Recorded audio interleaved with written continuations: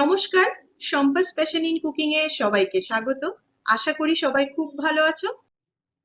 আবারও একটা নতুন রেসিপি ভিডিও তোমাদেরকে সাথে নিয়ে শুরু করছি। আশা করি ভিডিওটা তোমাদের ভালো লাগবে। শুরু থেকে শেষ পর্যন্ত অনুরোধ করব রেসিপিটা দেখতে থাকো, ভালোই লাগবে। রেসিপিটার স্পেসিফিক কোনো নাম হয়তো দিতে পারছি না, তোমরা তোমাদের মতো করে দিয়ে নিও। কিছু বাদ দেওয়া জিনিস যেগুলো আমরা আর ব্যবহার করব না বলে ফেলে রাখি, তার মধ্যে যেমন ধরো আমি কিছু কলা নিয়েছি যেগুলো একদম কালো হয়ে গেছে আর একদিন থাকলেই পচে যাবে। এগুলো কিন্তু খেতে আমাদের ভালো লাগে না। এটা দিয়েই আমি বানাবো আজকে কেক। তো কলাগুলোকে একসাথে ব্লেন্ড করে নিয়েছি। এখানে 5 থেকে 6টা কলা ছিল। আর হাফ কাপ তেল নিয়েছি। আর এই কাপেরই 1 কাপ চিনিকে পাউডার বানিয়ে নিয়েছি। সবগুলোকে একসঙ্গে মিশিয়ে আরো একবার মিক্সিটা ঘুরিয়ে নেব। আর দেখো কিছু বিস্কুটের গুঁড়ো, যেগুলো আমাদের বিস্কুটের কৌটোর তলায় প্রায়শই কিন্তু পড়ে থাকে, নানান ধরনের বিস্কুটের গুঁড়ো। সেগুলোকে কি করব অনেক সময় বুঝে ওঠা যায় না।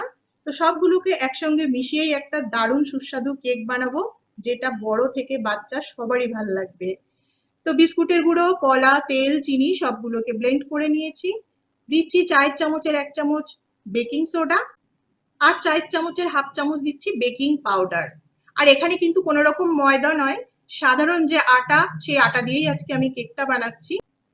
ওই ছোট কাপটারই কিন্তু 1 কাপ আটা এখানে নিয়েছি। আমি এখানে সবকিছু মেজারমেন্ট দেখাচ্ছি ওই কাপের মাপেই। সাধারণ উষ্ণতার দুধ নিয়ে নিচ্ছি ওই কাপেরই হাফ কাপ। তবে দুধটা একটু নিজের পরিমাণ মতো বুঝে নিতে হবে। যদি বেশি গাঢ় হয়ে যায় তো আরো একটু দুধ মিশিয়ে নিতে হবে। আটাটাকে আমি ধীরে ধীরে মিশিয়েছি, একবারে না মিশিয়ে। এবারে যে পাত্রে আমি কেকটা তৈরি করব তাতে একটুখানি তেল ব্রাশ করে নিচ্ছি। বাটার পেপার থাকলে ভালো, না থাকলেও কিন্তু কোনো ব্যাপার নেই। সাধারণ পাত্রে তেল ব্রাশ করে নিয়ে পুরো ব্যাটারটাকে ঢেলে দিতে হবে। আর পাত্রটা একটু নাড়িয়ে চাড়িয়ে ট্যাপ করে নিতে হবে, যাতে ব্যাটারটা সব জায়গায় সমান পরিমাণে ছড়িয়ে পড়ে, কোনো রকম হাওয়া ঢোকার জায়গা যাতে না থাকে। এবারে আমি একটা কড়া গ্যাসের চুলায় বসিয়ে দিয়ে আগে প্রি হিট করে নিয়েছি, একটু গরম করে নিয়েছি। আর এটাকে রেখে দিচ্ছি ঢাকা চাপা দিয়ে 30 মিনিটের মতো।